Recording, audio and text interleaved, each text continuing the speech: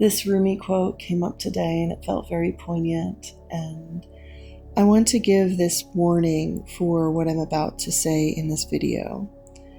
People who have a low capacity to love and will use the information that I'm going to tell you to hurt others. And sometimes I feel nervous sharing deep occult wisdom into the world because so many people have used occult wisdom to hurt others. But within the poison is also the medicine. So this is something that I have learned from my practice of the occult and from shamanism. And I am sure that many people who are on the yogic or mystic path also experience. So I want to talk today about love, the capacity for love and compassion, and the capacity for channeling love. And this is the most important thing that I have learned. We do not actually love, we channel love. And much like you can have a lung capacity to breathe and bring in oxygen to your body to perform athletic feats, you have the capacity for your body to breathe in the love of creation, of source, and channel that to the people in the world. We allow love to flow through us. It is not something that we create. And when I learned this through my shamanic practice, it was, number one, liberating, but also devastating. I had always prided myself in being a loving person, and that pride and egotism made me feel separated from people. It allowed me to stay bitter when people didn't love me to the same capacity that I loved them. It allowed me to look down on them. It allowed me to really not actually channel as much love as I possibly could to the planet and to myself. And that is another thing, is that a lot of us stifle our love because we think we are generating the love. We aren't. We are channeling love from the universe. And the capacity to which you can channel love is the capacity to which you can surrender to it. And surrendering to love is a very scary process. It is a death process. It's a shamanic death experience.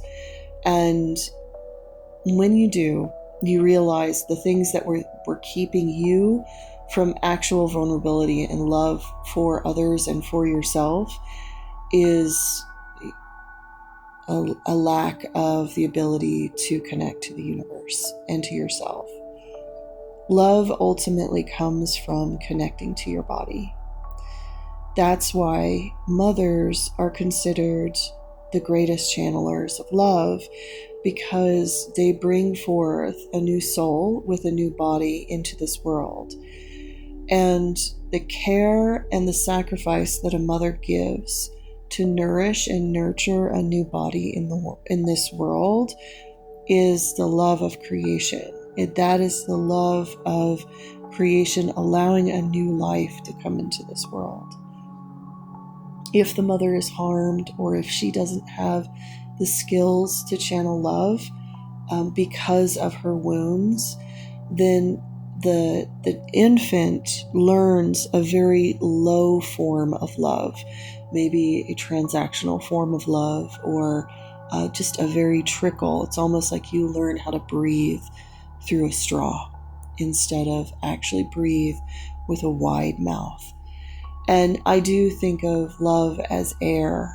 And so when you begin to practice channeling love, and this is what I wanted to really reiterate in this video, you will find that a lot of people in this world do not channel love. And when that happens, they will notice that you have a bigger source of love within you than they do. So a couple of things happen. Number one, the more you channel love, the more your body heals. The heart chakra is the healing portion of the body. And so your body and your nervous system will regulate and be at a very soft, loving level. And thus, a lot of your ailments will heal. And because of that, people around you will gravitate to your presence because their body will heal in your presence. But it doesn't mean that their mind is ready to experience you. So while their body may crave you, their mind may hate you because for some reason their body is attracted to you, but their mind is repelled because you are channeling so much love. It is bringing up all of their wounds that kept them from love. So for some people, they aren't self-aware enough. They will act like children around you. They'll be callous. They won't think about their impact on you. They'll only call you when they're in crisis, or they'll only want to come visit you when their body is completely broken or they need to sleep.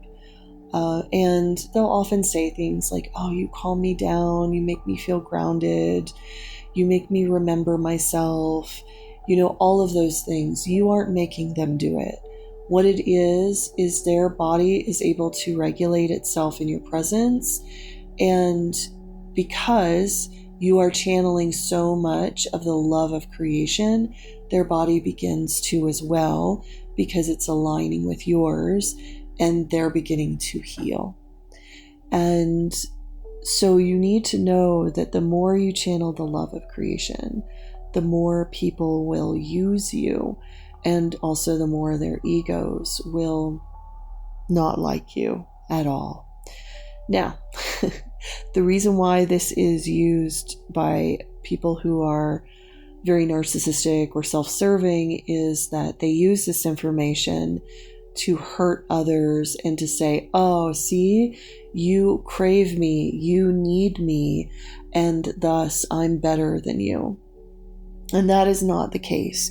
If you are channeling the creation of the love of creation within your body and within your soul, you would never think that way. You would never think that you are better. The fact that you would think that you are better than somebody is a fact that your heart chakra is closed. So a lot of times what happens is people who, and we've seen this, and there's many videos where people talk about narcissism. They do this thing called love bombing, where they pretend they have cognitive empathy instead of actual empathy. And what they do is they pretend to be mentally empathetic and loving, even though they don't actually have the capacity to care and love for others. And that causes a schism within the mind of the person they're preying upon, and the person can get addicted to them because they keep thinking, wait a minute, they're telling me they love me, but energetically, it's almost like there's empty calories coming at them.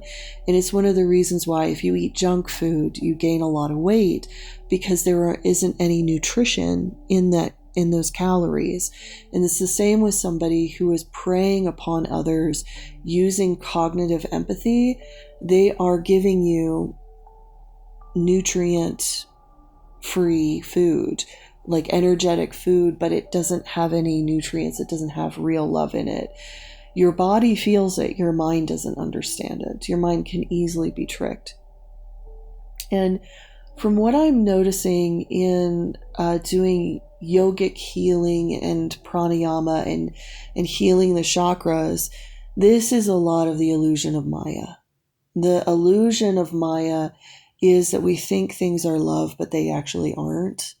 We think things are good for our body, but they aren't. Really true goodness, health, and love is the love of source and creation. And until you feel that relaxation and the regulation of your nervous system in your body, until you feel that, you really don't know what love is. So keep seeking your meditation, keep seeking love. You can always seek gods of love. The goddesses of love help you with this. And I hope this helps some of you.